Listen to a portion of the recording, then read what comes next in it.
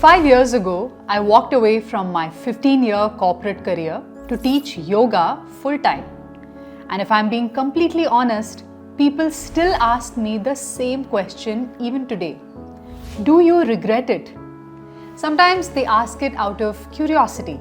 Sometimes because they are evaluating a similar leap themselves. But most of the time, they're asking because they really cannot understand how someone would quit a stable, high-paying corporate job to do yoga. So today, I'm here to answer that question for you, not with a motivational speech, definitely not with a follow your passion cliche, but by looking at 5 parameters that truly matter to me. And based on these 5 parameters, I'll tell you if I truly regret the decision. But first, a little context. I spent 15 years working in sales and marketing. By most conventional definitions, everything was great. Good career, good salary, good growth. But somewhere along the way, I discovered yoga, and what started as a personal practice for me became something much, much bigger. Yoga changed my relationship with my body. It changed my health. In fact, it changed the way I viewed life itself. And then I reached a point where I had to make a decision.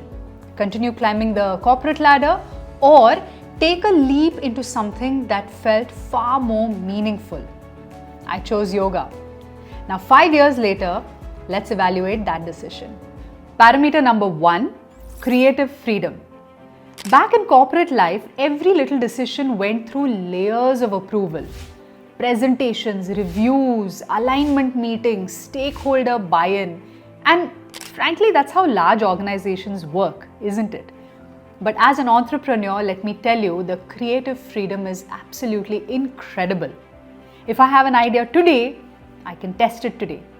If I want to launch a new program, change my strategy, try a new format, create a challenge, build a community, I can simply just do it. Sometimes my ideas work and sometimes they fail spectacularly. But these are all my decisions at the end of the day. When I succeed, I grow. When I make a mistake, I learn. I definitely don't miss seeking constant approval before taking a decision. So for creative freedom, an easy 10 out of 10. Now comes parameter number 2, which is time. This one gets an 8 out of 10. You know, people often assume that when you become a yoga teacher, you suddenly have unlimited free time. Not true at all. I do definitely have more control over my schedule than before. Obviously, because I don't have random meetings filling up my calendar. I don't have to stay late just because everybody else is staying late. I don't have to spend hours just proving that I'm busy. That part is fantastic. But let me tell you something. Entrepreneurship has this very funny way of filling up empty space. My teaching hours may only be 3 to 5 hours in a day, but all the remaining time is spent in business development, in marketing, content creation, strategizing, building systems, managing operations, and thinking about the future. So, do I have more control and freedom over my time? Absolutely yes. But do I work less? Absolutely not. But the difference is this work feels chosen rather than imposed. And so for that, I'll give it an 8 out of 10. Parameter number 3 is impact. This is the biggest reason why I do not regret quitting corporate at all. An easy 10 out of 10. Back in the corporate world, the impact of your work can sometimes feel very distant. I mean, you do contribute to revenue, to growth, to market share, all very important parameters, no doubt. But in yoga, I get to see the impact of my work directly and on a day-to-day basis.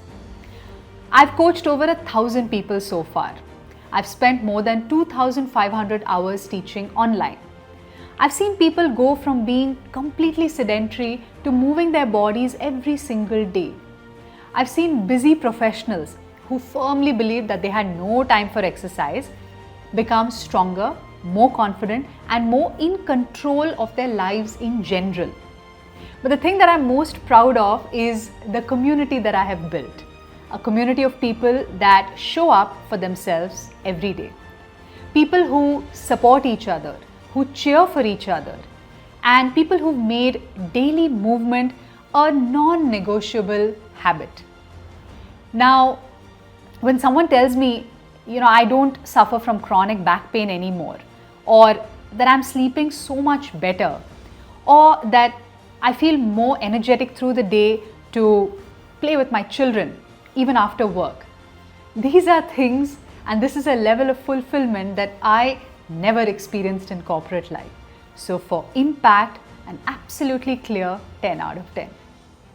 Now comes parameter number 4, which is scale.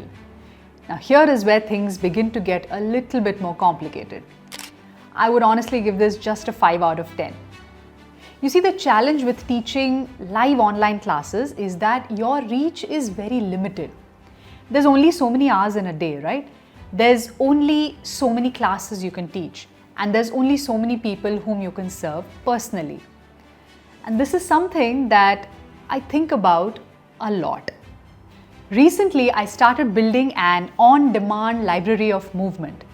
The goal was to reach more people, to make movement accessible to those who can't attend live sessions, to create something that would continue to help people even if I wasn't physically present. But is it a bet that has worked? I really don't know. It's too early to tell. I honestly don't know how successful this will become. And to be honest, this uncertainty is what makes me anxious sometimes, because impact and scale are not the same thing. You can deeply impact 100 people, but how can you deeply impact 100,000? Honestly, it's a question that I'm still figuring out, and I don't have any clear answers yet. And so for scale, a 5 out of 10 because it's a work in progress. And now finally, the parameter that everybody wants to know about: money. Okay, let's address the elephant in the room. Yes, I earned significantly more in corporate. That's a fact. Today, I make probably about half of what I used to. But even that surprises a lot of people. And you know why? Because many people assume that once you become an entrepreneur and you become successful online, the money automatically follows. The reality is a lot more nuanced than that. But here's the thing. I didn't quit my corporate job for money. By the time I left my corporate career, I was already at a stage in my life where additional income was not creating additional happiness for me.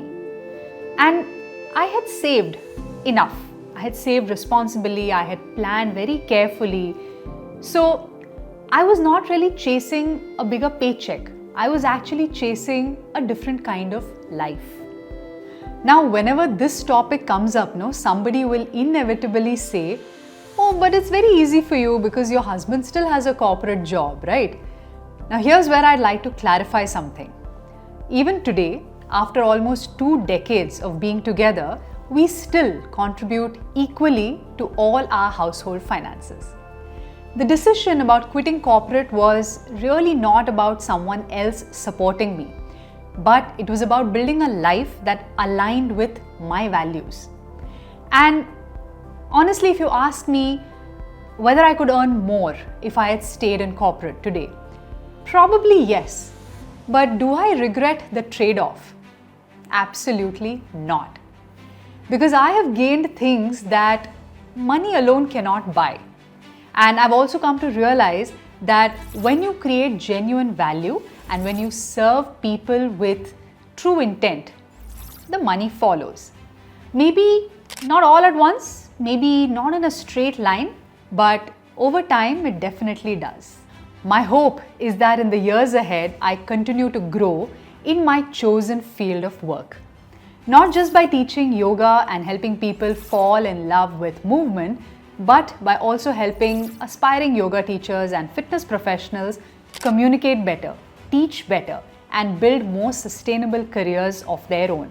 And if that happens, scale and income will both grow together. So for money, I'd say an 8 out of 10. Which brings us back to the original question. Do I regret quitting my corporate job to do yoga? Well, if you take the average of all these 5 scores, the answer is definitely not. Has it been easy? For sure not. Has it been predictable? Again, definitely not. Have there been moments of anxiety, self-doubt, uncertainty? Plenty. But when I look at my life today, I feel much more in sync with who I truly am than I ever did before. And honestly, that's the only metric that really matters to me. Not whether the decision to leave corporate felt sensible on paper or not, but whether it allowed me to build a life that felt really meaningful when I woke up every morning. And honestly, if I have to take that decision again, I definitely would. So well, I have no regrets about leaving corporate to do yoga. That's your answer.